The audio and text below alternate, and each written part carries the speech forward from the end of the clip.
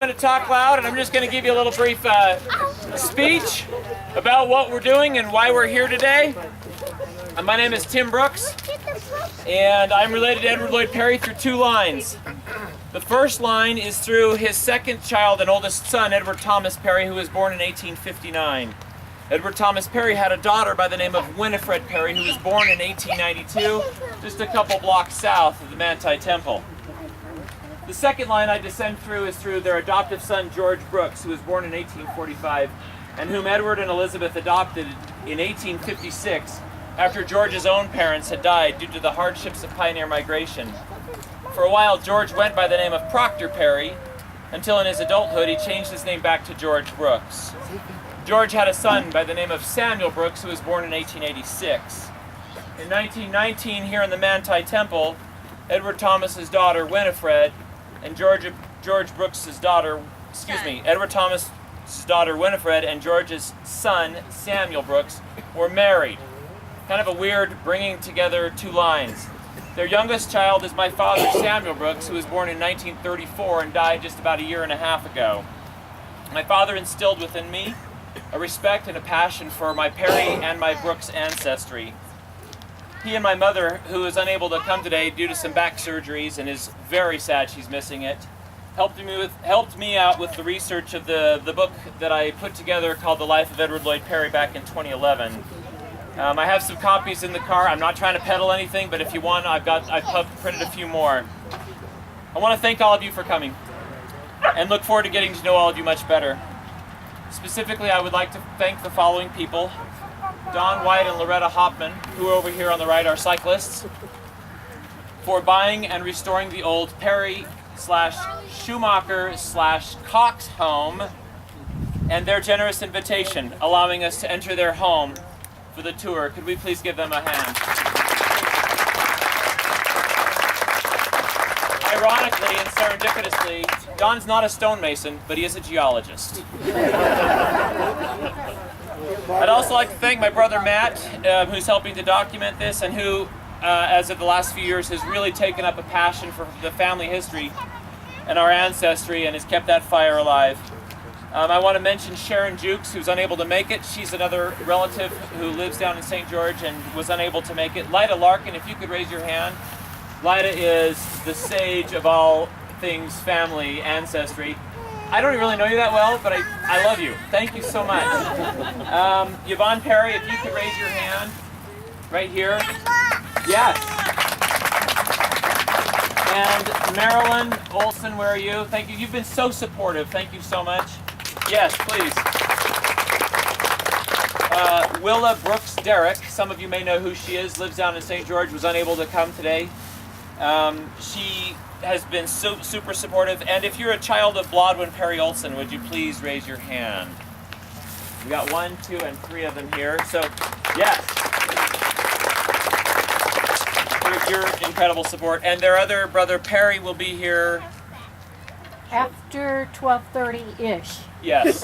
We'll have to find him somewhere along the way.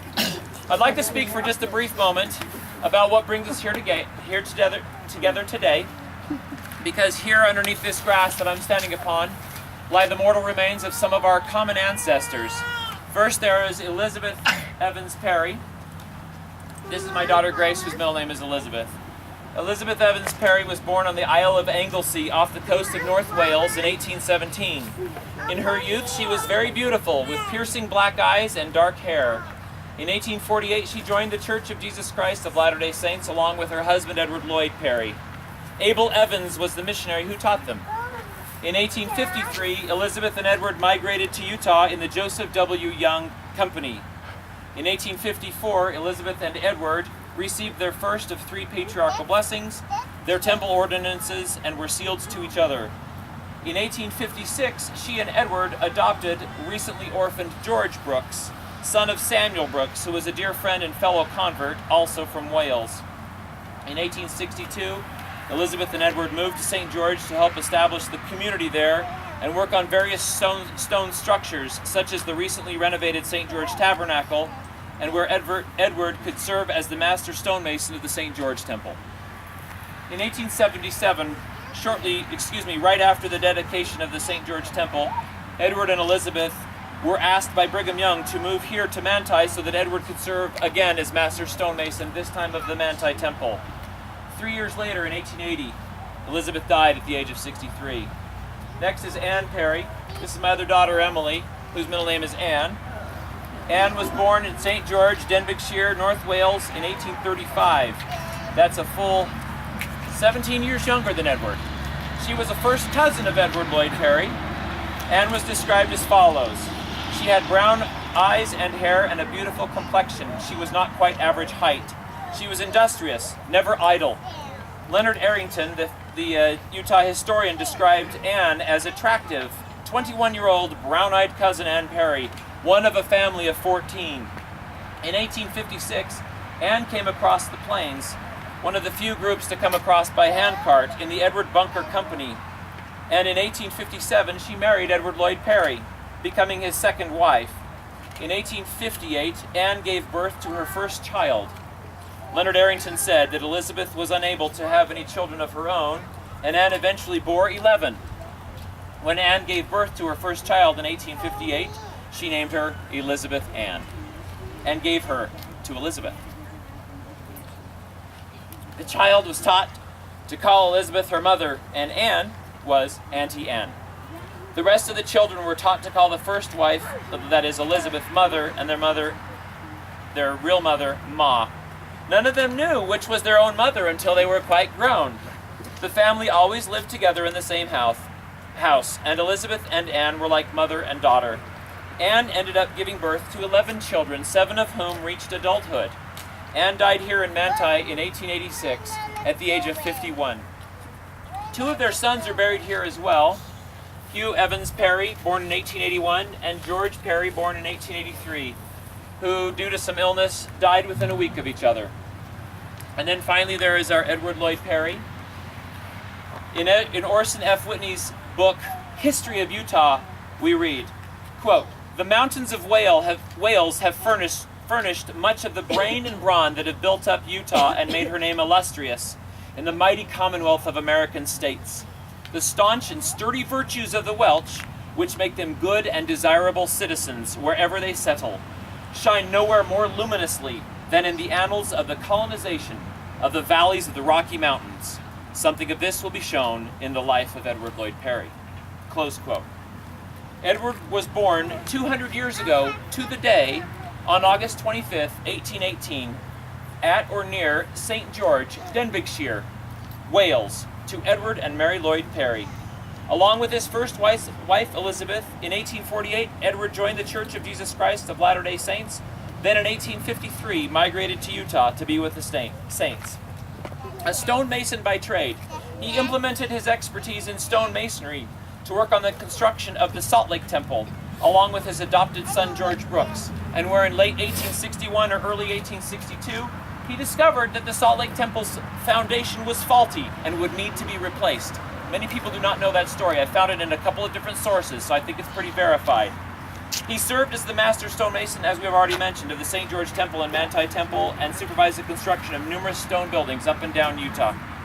Edward, according to his own handwriting, was personally acquainted with the following general authorities of the LDS Church: Brigham Young, Wilford Woodruff, John Taylor, Lorenzo Snow, Heber C. Kimball, Parley P. Pratt, George Q. Cannon, Willard Richards, Daniel H. Wells, and many others. Edward died on August 26th, which is tomorrow, in 1906 here in Manti, of a, quote, cardiac debility. Tomorrow it will be 112 years since he passed away. He left a legacy of hard work and craftsmanship in stone. He and his wives left an even greater legacy in their posterity, which now numbers in the hundreds if not thousands, and of which we are all a part. They lived a life consecrated to the gospel of Jesus Christ, and today we honor their legacy. If you knew any of their children personally, would you please raise your hand? Who did you know? Harriet, Hattie. Sam. Well, Sam was the son of George, but didn't you also know Hattie? You knew Hattie. You knew them. Okay. So a few of us actually know some of the children who are mentioned on the back of Is it the back of the stone or the front of the stone? It's the back. The back, right there. There it is. And I just want to say thank you to Blodwin and your family for the incredible amount of passion and the archive of artifacts that you've kept throughout the decades that have helped us preserve so much of these great stories. Now, I would ask you if you could please raise your hand when I read the name of the person through whom you descend or are married into. So the first one is the child Elizabeth Ann, the first daughter. Is anyone here from Elizabeth Ann's line? Yes. Wonderful. Edward Thomas's line. That's us. Oh, lots. Thank you. The third one is the Mary Ellen Parry line. Oh, darn.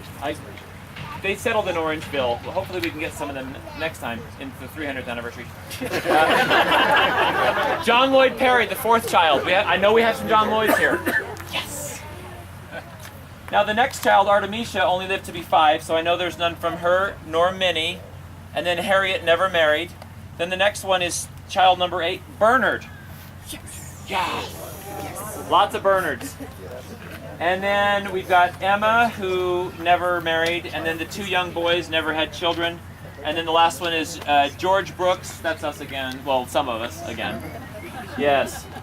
So you may have noticed I had a binder. Maybe you didn't notice this. But I'm in the process of attempting to compile a detailed pedigree of every last descendant of his. You can look at it in there if you want to jot it in there, but otherwise, if you go to the Edward Lloyd Parry blog, my email address is right on there. You can send me any information. I can send you the document. It's just a Word document.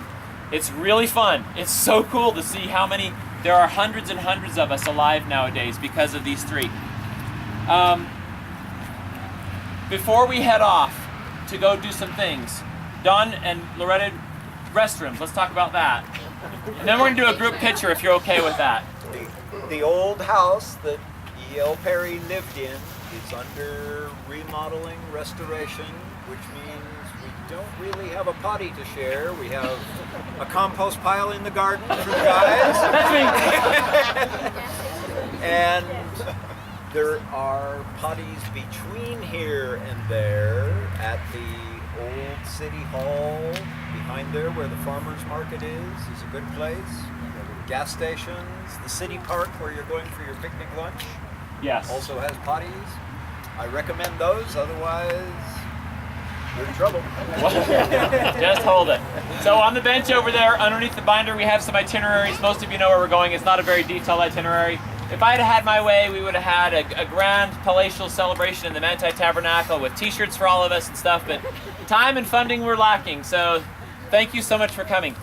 Would it be all right if we were to take a big group picture? Tim, before you say that, go. Will you email that out? Email what out? What you said today. Speech. I'll put it on the blog. Okay, fair enough. And you forgot to mention Joe's middle name. Oh, Joseph's middle name is Edward. Sorry, that's why I had him hold that one. And this is my little brother. So, thank you. Thank you. So, are we okay with taking a picture?